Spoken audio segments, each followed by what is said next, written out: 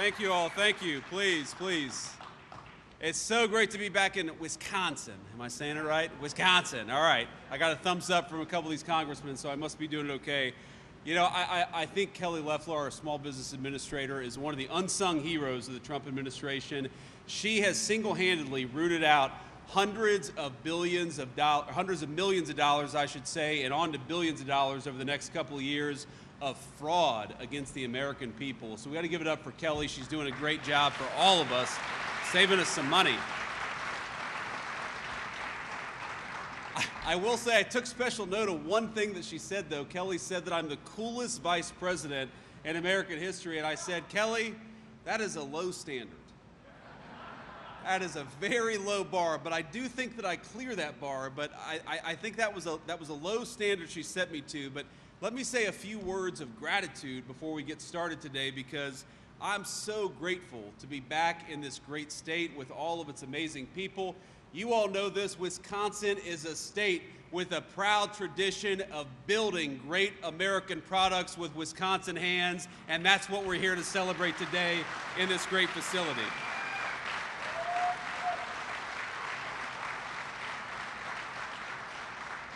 Now, that would not be possible, of course, without the workers and the leadership of Pointe Precision. And I've been learning a little bit about this facility just because I knew I was going to come here today. 165 great Wisconsin employees making great American products at a good wage. This is a place that rewards dignified work, and this is a place that makes America and the whole community richer. So you guys should be proud of yourselves. I want to thank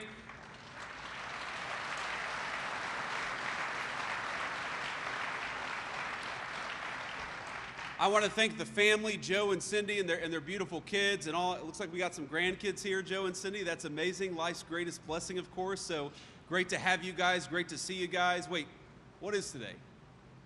Thursday? Should you all be in school right now? I caught you. But this is a good excuse, right? The Vice President of the United States comes to town, so you ought to get a get out of school for the day card.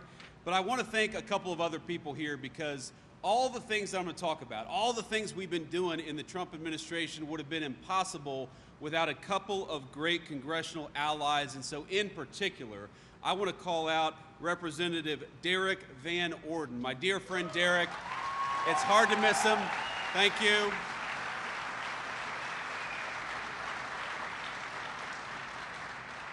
I got to tell you, sometimes in Washington, you get to Washington, there are people you can trust, there are people you can't trust. Derek is one of those guys you can trust to always fight for the people who are in this room. He knows exactly where he came from, a proud veteran.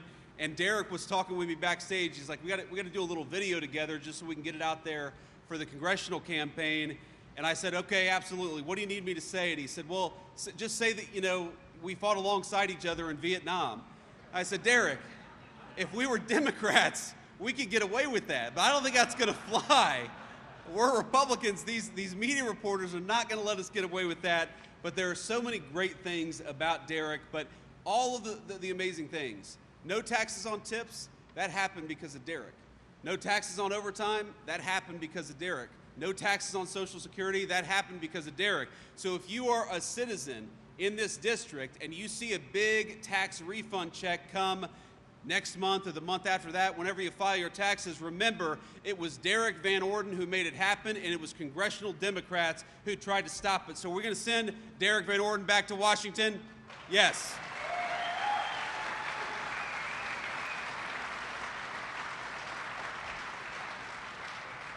We've also got President Trump's endorsed candidate for governor of Wisconsin, Tom Tiffany. Tom, please stand up and be recognized. Another great guy.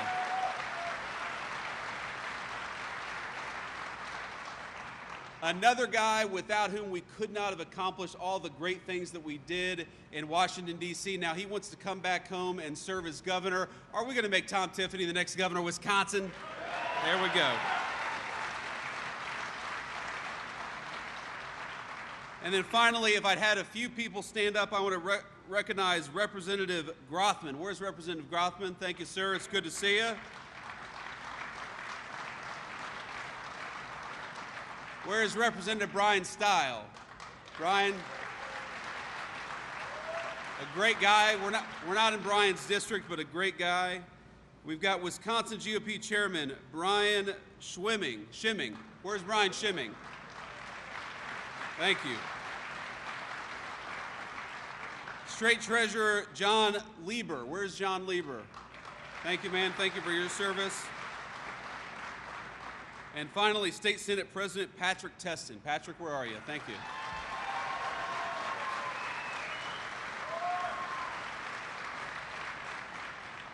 Now, here's what I want to talk about. I want to talk about the stakes coming up in November, because it feels like this election in November is very far away. But if anything, the State of the Union should have showed us that we cannot give power back to congressional Democrats. Now, I am fundamentally an optimist about this country. I believe most people, most human beings, most American citizens, whether they got a D next to their name or an R next to their name, or they have no political affiliation, they're good people. They love our country. They want our country to thrive and prosper. But I got to tell you, after the State of the Union, I'm not so sure that is true of the congressional Democrats that we saw at the State of the Union address. As the President of the United States said very well, you watch their reaction to some of what he was saying, and all I could think was, these people are kind of crazy.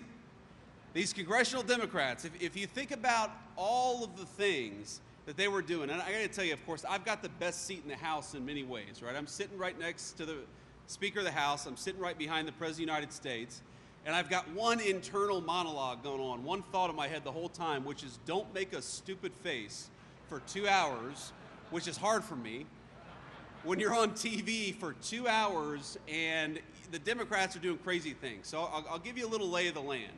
So to the left, my left, is all of the Republicans, okay, because I'm sitting right behind the president. And to my right is some Republicans, but mostly the Democrats. And so I see the reaction of all the congressional Democrats, and it's one of the most amazing things I've ever seen. So you say, like, for example, you had this beautiful little girl, had such a sweet moment with her dad. You may have remembered. She was probably 6 years old. She had been assaulted by an illegal immigrant. She had had a very bad, I think, medical prognosis, but it turned out that she was okay. This 6-year-old girl, hurt by a human being who never should have been in this country in the first place, who was led into this country by Joe Biden and the Democrats, and she's hugging her dad, and she's so excited, and you can tell, and I think everybody's heart feels very, you know, you get that warm and fuzzy feeling, and then I look over at the congressional Democrats, and they're just scowling. They cannot clap their hands for a 6-year-old who survived an attack from an illegal alien. What is that?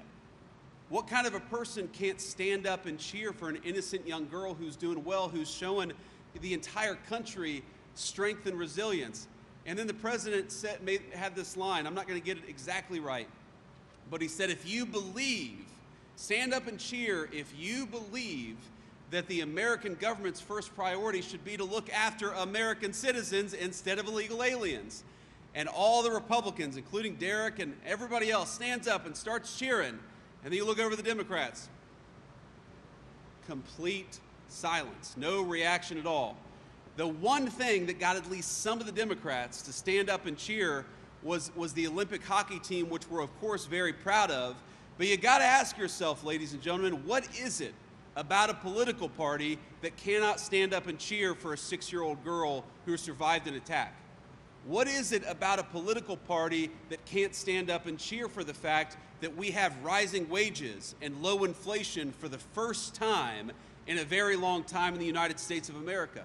What is it about a political movement that sees the mother of a woman who was murdered on a bus? Because the president highlighted this woman, you know, her 22-year-old daughter was riding on a bus to work, was killed by a violent criminal who was let out of jail 13 times by Democrat leadership, should have never been on our streets, and then murdered an innocent girl.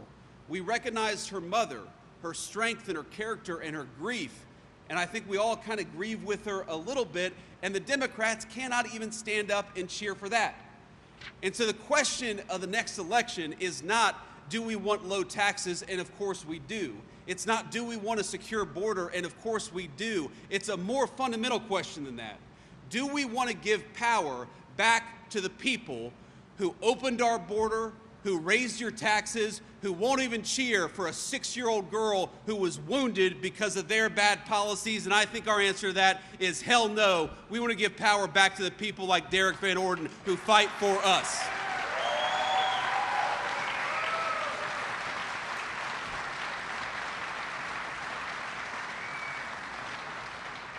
And here's the thing, it's funny, I talk to the president multiple times a day. It's kind of the job of vice president. You talk to the president a lot. And every single day, the president will say to me, what have we done today? Got to do more, got to do more, got to do more, okay? The president has such an intense work pace. And I sometimes think, Mr. President, we got to take stock of all the incredible things that we have accomplished over the last year. When Joe Biden and the Democrats left us, the government of this country, we had the highest inflation that we had ever had in 40 years. Thanks to Donald Trump and congressional Republicans, we now have inflation at 2.4%, the lowest in 5 years, and it's coming even lower, ladies and gentlemen.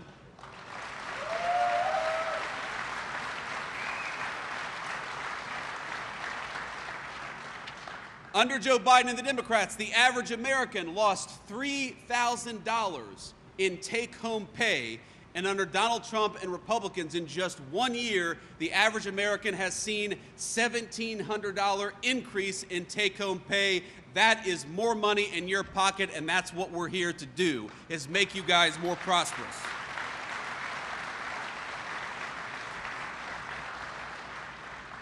Under Joe Biden in the Green New Scam, we had the highest energy prices that we had had maybe in my entire lifetime. And then we had Republicans take over with a simple principle, which is drill, baby, drill. Get the oil and the gas out of our territory. Use American workers to provide American companies the energy that they need. And now we've got gas prices lower, we've got electricity and utility bills lower, and we've got companies just like Pointe Precision that can actually afford the cost of doing business, which they couldn't do when Joe Biden was in charge. So it's funny to me, when the Democrats talk about affordability, you heard the president talk about this in the State of the Union address. Hearing the Democrats talk about affordability is like hearing an arsonist complain about fire. It's your fault. You guys left us a country with sky-high inflation. You all left us a country where we were going everywhere but America for energy. You left us a United States of America where the average family was $3,000 poorer. So our attitude is, you know what? When you talk about affordability, you're exactly right. You caused an affordability problem, congressional Democrats, and we are here to fix it.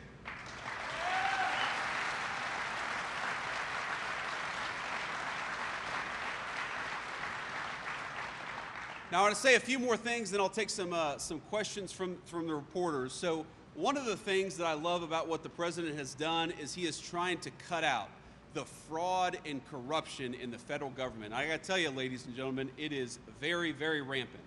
We have way too many people who got way too comfortable getting rich off of your tax dollars instead of providing the services that they need or maybe giving you a tax cut.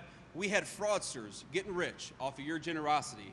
I did a little press conference yesterday with Dr. Oz, who runs our Medicare and Medicaid services. And beforehand, we were talking about some of the fraud that he had uncovered in just a couple of months. Let me give you an example. In next door Minnesota, in Minneapolis, not a very well-governed state, you had a situation where we have a service that the federal government provides. The states actually provide it, and then they get reimbursement from the federal government. And you know what they do? They help autistic kids with after-school services. Because if you know anybody who has autism or is on the spectrum, sometimes you need a little bit of extra help. And so we've got a program there to help those special needs kids to make it easier for their families. What was happening is that Somali fraudsters, many of whom were illegal immigrants, shouldn't have been in this country to begin with. You had Somali fraudsters who were saying that their kids were autistic even though they weren't. They were collecting a fat check from all of you, and they were getting rich from it. So what happens? You get poorer, your tax dollars go to Somali fraudsters, and worst of all, you've got special needs kids in American communities that we ought to be helping, and instead of helping them, we're helping fraudsters who don't have the problem to begin with. That is a scandal.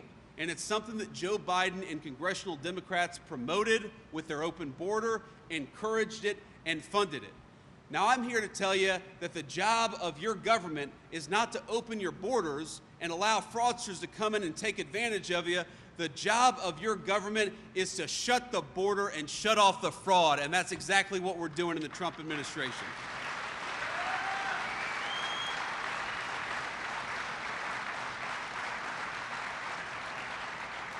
But you know, it's actually not just the people on the ground who are committing some of this fraud. Some of the worst corruption is the corruption that you see in the federal government.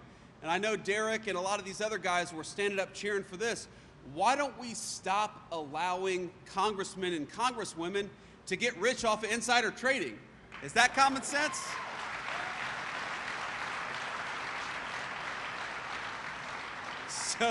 So again, I've got a seat unlike any other. And the President of the United States, first of all, the whole time the President's given his speech, I was amazed at his self-control, because I would not have had it if I was up there with the microphone, because these two women, far-left Democrats, Rashida Tlaib and Ilhan Omar, they're sitting next to each other, and they're talking loudly the entire time, okay? So there's a point at which I almost look over at him and go like this. But see, this is the thing you can't do when you're sitting behind the president. I would have gotten in trouble for that. Even Derek wouldn't have defended me if I did that, but it's just nails on a chalkboard. They're talking, they're interrupting. The president was completely unfazed by it. But again, you're sitting there, and then the president gets to the point where he says, you know what? We are going to stop congressmen and congresswomen from getting rich off of insider trading, from violating the public trust that you have put in them and get rich off of insider trading. Of course, a lot of people stand up and cheer. Most of the Democrats don't. You know who was not standing up and cheering? Nancy Pelosi. I have never seen a person more angry in my life than Nancy Pelosi when the President of the United States is calling out insider trading. Ladies and gentlemen, my hope for all of you, of course, is that we can make you richer and more prosperous and safer in your communities. But my hope for all of you is that you find somebody who loves you as much as Nancy Pelosi loves insider trading, because then you will have a very good life indeed. But on all these things, we just have to stop the fraud. The government exists to serve you. We want the government, of course, to be smaller. We want it to be limited in its scope. We don't want it in your pocketbooks. We don't want it telling you what to do. But there are a few things you need the federal government to do. You need it to provide for the common defense. We need a good military. You know, we need it to ensure that people like special needs kids are able to get the essential services that they need and can't afford. I happen to believe I grew up in a poor family. When we have people who are down on their luck, we don't want those people to starve or not be able to get medical care. We want to make sure that Americans are taking care of Americans.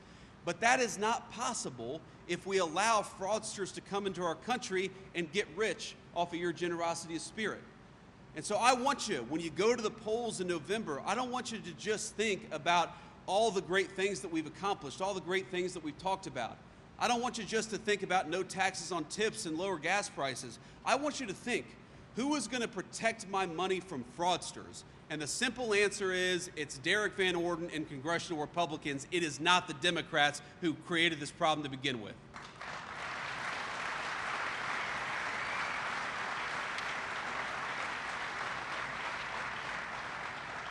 Now, I got so many notes here. I could sit here and go on for another 45 minutes. Housing prices are down. Apartment rents are down 4 months in a row. We came in saying we wanted to make housing more affordable, and we're starting to make good progress on that. The annual cost of a new mortgage in just a year is down by $5,000. And my friends, if we could get Jerome Powell at the Federal Reserve to lower interest rates, because the inflation is now low, then those mortgage costs would come down even further. I happen to believe, and I know the President of the United States does, that when young people look at their country, one of the best things that we can do for our young families is make it possible for them to afford a home again and raise a family in a piece of land that they themselves own. I happen to believe that we do not want our young people to be permanent renters in the society that was built by their parents and grandparents. We are going to fight for our young families to own a home, and that's exactly what we've been doing for the past year. Let's keep on doing it.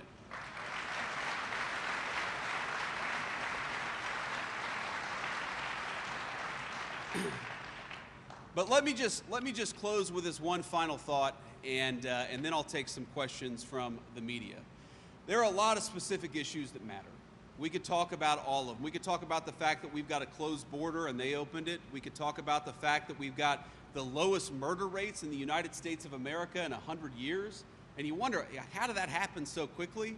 Two reasons. Number one, we empowered our great law enforcement officers to do their job, and the last administration was holding them back. And two, we got a lot of violent criminals the hell out of this country and send them back to where they belong. That's how you get a low murder rate. We got so many things we could brag on, so many things that we still got to do. We still got to work to make homeownership affordable for our young families. You know, you've probably seen the headlines about, you know, the stock market has been doing incredibly well because the economy's been doing incredibly well. But the president asked me probably 4 months ago, he said, what about the Americans who don't own stocks? And so he's created a new program where we can allow the 35% of Americans that don't own stocks to open up the kind of accounts like a 401k that some workers have access to, other workers don't. We're going to allow every worker to open up that kind of account. So when the stock market goes up, it's good for every single American citizen, not just the 65% of people who own stocks. We want to make it good for everybody. So there's still so much more that we can do. But the fundamental question, I don't think, is this issue or that issue. The fundamental question is, who fights for you? And when I saw at the State of the Union, when I saw all those Democrats sitting on their hands, even when we're celebrating, you know, little girls who survived a terrible attack, it hit me that these Democrats, most of them, they don't serve you. Now ask yourself, why are they sitting on their hands? I would like to think, I don't know them personally, maybe Derek would disagree with me, but I'm going to be a little charitable to those congressional Democrats. And I think when that little girl was standing up hugging and kissing her dad, that those Democrats, there was at least a part of them, the human part in their soul, that wanted to stand up and cheer for that little girl. And all of them sat on their hands. And you have to ask yourself, why is that? And the answer is because they know they don't answer to you, they answer to somebody else. They answer to people who have corrupted this country. They answer to people who opened the border. They answer to people who got rich off of illegal immigrant labor. We want you guys to get rich off of the labor of American citizens. We want American workers to get rich for working hard, not illegal aliens. And that, to me, is the fundamental difference between congressional leadership and congressional Democrats and the congressional Republicans under the leadership of this president.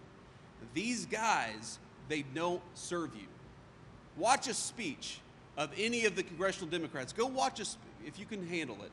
Maybe have a few good Wisconsin beers beforehand and prepare yourself. But watch a speech when these guys talk about illegal immigration, and then watch a speech when they talk about manufacturing jobs for American workers.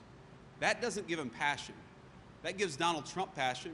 That gives Derek Van Orden passion. The idea that every single one of you should have a good job, a good life if you work hard and play by the rules. The idea that our young families should be able to own a stake in their country, that's what fires us up. That's what we're fighting for in government. But you watch these congressional Democrats, what really fires them up, they get really mad at the idea that we are deporting illegal immigrants. They talk about the dreams of illegal immigrants who have come into our country, but what about the dreams of you and your children? Because that's who I'm fighting for. That's who Donald Trump is fighting for, and that's who Derek Van Orden is fighting for. I'm not going to tell you, and I know there are a lot of people who are going to watch clips of this or even watching it live right now. I'm not going to tell you you're going to agree with us, agree with me on every single issue. That'd be impossible.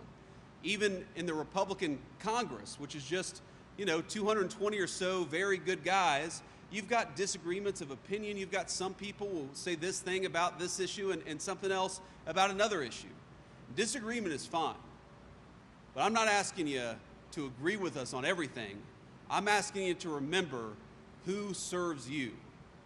And what I know about Donald Trump and the congressional Republicans is that we wake up every single day and we think about, how do we fight for you? The question in November is, do we give power to the people who fight for corruption, who fight for fraud, who fight for illegal aliens, or do we give the government to the American citizens for whom it was designed and for whom it was created? I think I know the answer. Let's vote for our people. Let's vote for Derek Van Orden next November. Thank you all.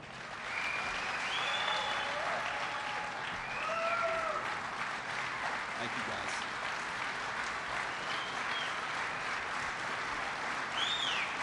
Thank you all. Okay. Thank you, please. Have a seat, and what we'll do is we'll answer a few questions from the media, and I would ask that the local reporters get first dibs here, and then we'll answer as many questions as we've got time for. So go ahead.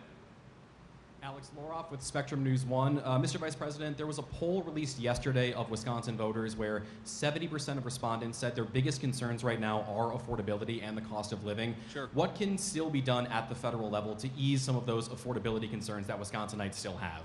Well, look, it's our top concern, too. We want people to be able to afford a good life. Nothing breaks my heart more than the idea that you've got somebody who goes out, they bust their rear end, they come home, they want to give their kids a nice meal, maybe once or twice a year they want to take their kids on a nice vacation. We want people to be able to afford that so long as they work hard and play by the rules. And I think the thing that we've tried to remind ourselves of in the Trump administration is we were put in a very big hole. When you talk about the average American family under Biden's leadership that lost $3,000 of take-home pay, we think every single day, how do we get that $3,000 back and then some? You heard me say earlier, and this is a true statistic, that the average American family has gained about $1,400 under the Trump administration just in about a year and a month. Now that's something we're very proud of, but we think every single day that still means that compared to when Biden took over, those Americans are still running behind. They're still catching up. So I think what we have to do every single day is come up with ideas for how to make the American people's lives better, and that's what we're doing. Some of this is the policies that we've already put in place take a little bit of time to work their way through the system. Some of it is we got to keep on working at it. You know, a few months ago, the President of the United States had the big pharmaceutical companies into the Oval Office. And normally what happens is these big pharmaceutical companies, they come to Washington, thanks to the fraud and corruption, and they get a big fat paycheck from congressional Democrats. You know what they got instead? They got a lecture from the President of the United States. Why is it that the people in this room, for my entire life and then some, paid the highest prescription drug prices in the world, while people in England or France or other rich countries paid much lower prices? And the reason is because the pharmaceutical companies took advantage of us. That was corrupt. It was unacceptable. Now, you're already starting to see this with certain medications, and you're going to see it with more, but the President of the United States said, we are done paying more than Europe for prescription drugs. We want to pay what they pay, and if you're not going to take that deal, then get the hell out of my office. Well, they took that deal.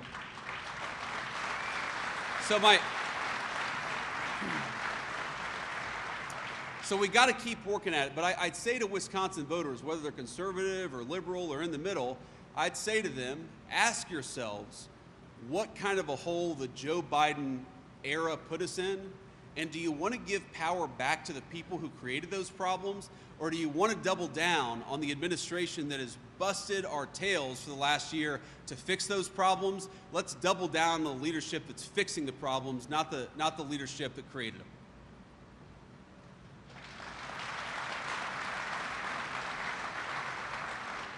Thank you, Mr. Vice President. Matt Smith from WISN TV in Milwaukee. On the fraud efforts and what we saw in Minnesota yesterday, here in Wisconsin, the governor has refused to give over the SNAP data here in the state, along with the voter data. I'm curious, is there a point, or at what point would the administration withhold federal funds from Wisconsin?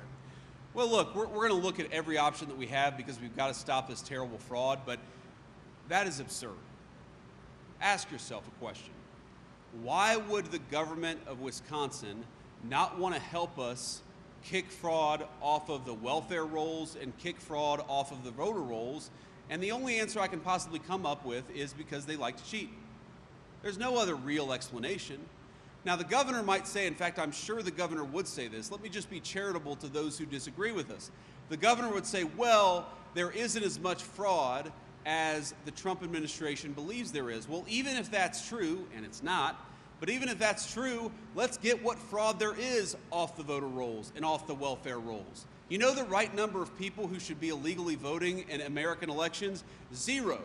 You know the number of people who should be fraudulently collecting food stamps? 0. I want those benefits to exist for the people who need them. The only way to promise that is to get the fraud out of the system, and that's what we're trying to do in the Trump administration. No more fraud, no more corruption. It shouldn't be hard.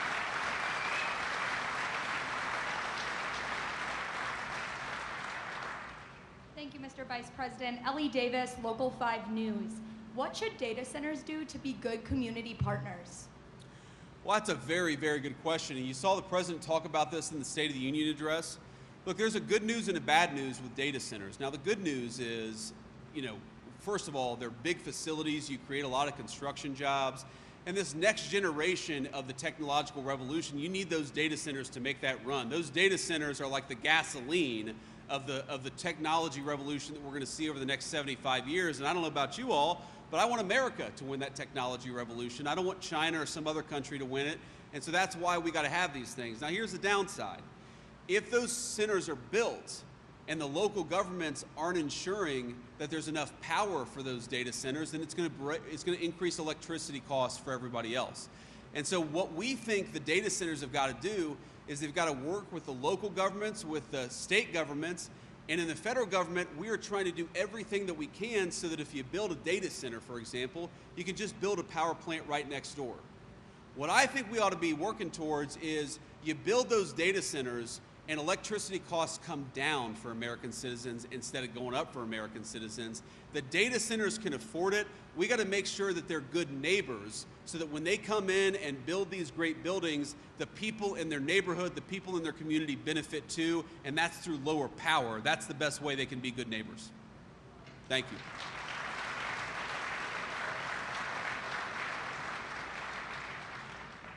Hello, my name is Laura Schulte. I'm a reporter with the Milwaukee Journal-Sentinel.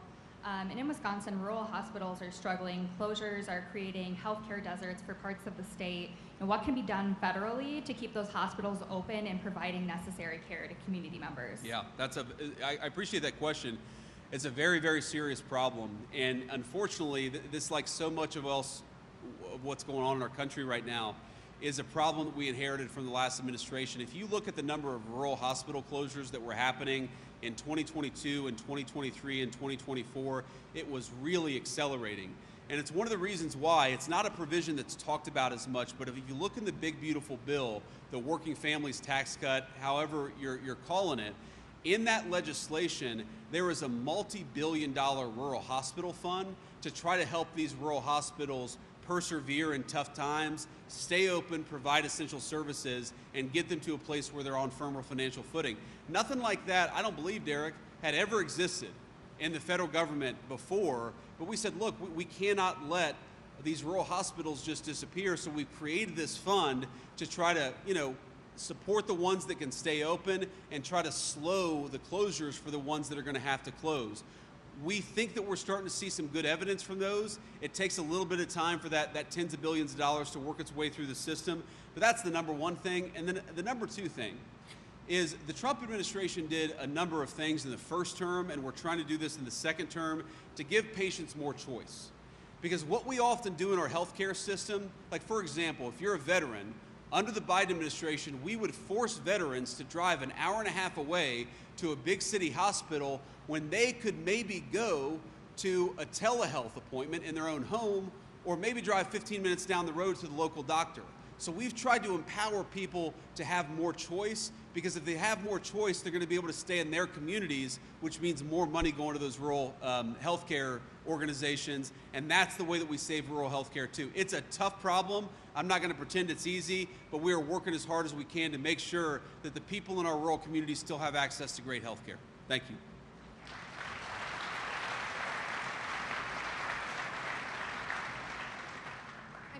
Hoff with the Midwest Farm Report Radio Network, talking to farmers across the state of Wisconsin. My question for you today is, commodity markets have not been friendly to Wisconsin farmers. I'm talking corn, Sure. soybeans, and dairy. What is the administration doing to bolster trade, increase export markets, and those relationships to bring market prices back up? Yeah, so the good news on that is that our great Secretary of Agriculture, Brooke, has been on this from the very beginning. I think it was maybe the first cabinet meeting where Brooke comes up to me and says, JD, the farmers have inherited a mess, and we've got to do everything that we can to ensure that they can stay afloat during this very tough time. So one of the things that we're doing is making sure that wherever commodity prices are, that our farmers can do their job, they can provide their food, and if they fall on tough times, there's a little bit of a support mechanism there. Now you might say, why do we do that? But the answer is actually very simple. If we don't have American sovereignty in our food supply, we don't have sovereignty at all. If you cannot depend on your neighbors to provide your food, if the food that you're relying on comes from another country, say goodbye to sovereignty, because that country is the one that controls you. The country that controls the food is the country that will ultimately control the entire world. So we've made very strong efforts, and we're going to keep on working at this with our farmers to ensure that whatever commodity prices are, they're able to stay afloat, they're able to grow their products. We know that they're struggling, and we're trying hard to fix that. The other thing the president has done is, for a very long time, China, one of the biggest buyers of soybeans, they would take advantage of American markets, but they would not take the product of Wisconsin farmers, whether it's corn or soybean or whatever it is, they would not offload that product into their country. Now that was a fundamental unfairness, and that's why the president is fighting back and making sure that we have fair trade practices. If you don't have countries honoring the United States of America, our great farmers and our great manufacturers, if you have countries that are able to come in and undercut the wages of our workers, but we're not able to export their product, ladies and gentlemen, that is not trade, that is international fraud, and that's what's been happening far too long all over the world. The President of the United States is stopping it. We're going to keep on stopping it to the benefit not just of Wisconsin farmers, but Wisconsin manufacturers too.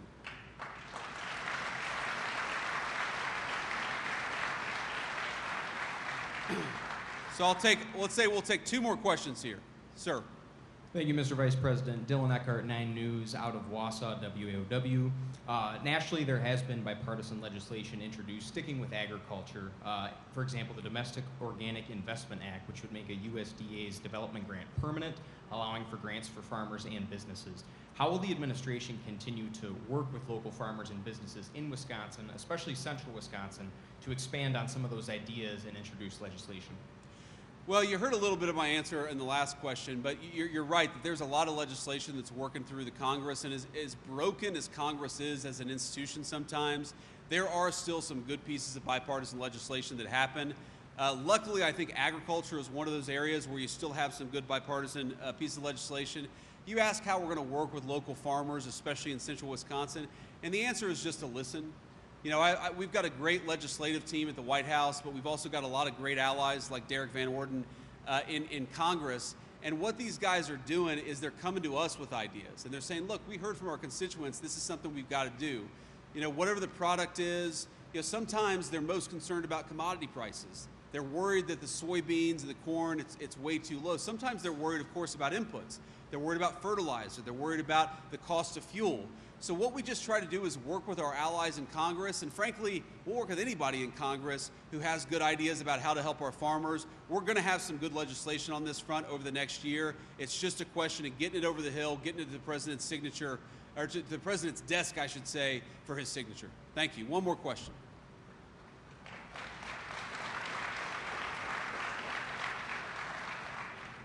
Thank you, Vice President. Derek Schritz, Newswatch 12, and Ryan Lander. Wanted to ask about the healthcare worker shortages in several hospitals. Hospitals in Wisconsin are experiencing or are worried about the aging shift, aging demographic shift, and I'm wondering what the administration will do to bolster the healthcare workforce in the coming years. Yeah, a couple things that we see is one, you know, we're encouraging hospitals and all healthcare providers, and we're seeing some evidence of this, to use technology to your advantage, right? So if you've got, let's say, a guy who needs to see a doctor, but he can see that doctor from the comfort of his own home, doing a telehealth appointment, you know, sometimes you got to go into the doctor. Sometimes you can actually do that by just talking to the doctor at home. That we're trying to encourage because that puts less stress on some of the healthcare workers. If you can just see somebody quickly, it's in and out, you don't have to deal with all the paperwork of coming in for a doctor's visit. That's one of the ways that you relieve that stress and shortage that we see in our healthcare workforce. The other thing is that we're investing a lot to try to make sure that we meet the doctor, the nurse, the physician assistant shortage. The basic problem that we had in our country is that for a long time, we would encourage people to get like women's studies degrees in the United States of America, which, you know, maybe you need a few of those. I'm not sure how much, but what you really need is doctors. You need nurses. You need people who can work with their hands. You need people who can work on a farm. You need people who build and make things and take care of people.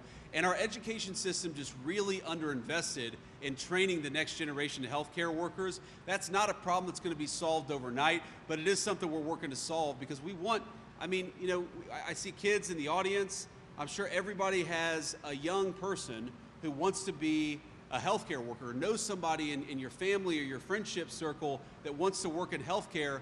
We got to make it easier for our young people to choose those careers. Unfortunately, for a very long time, we've actually made it harder for people to go into the healthcare field. We layer up those who do with debt, and we make it harder for them to join the workforce. We're trying to make it easier for people to enter the healthcare field, and in doing that, that's how you release the long-term shortage. So, that's all I have. I appreciate everybody who asked a question. I'm sorry if you didn't get time to ask a question, but let me just leave you with this one final thought. So I've got 3 little kids at home, and I've got one on the way. I've got an 8-year-old, I've got a 6-year-old, I've got a 4-year-old, and Usha is pregnant with baby number 4, which we're very happy about, very proud of. Thank you.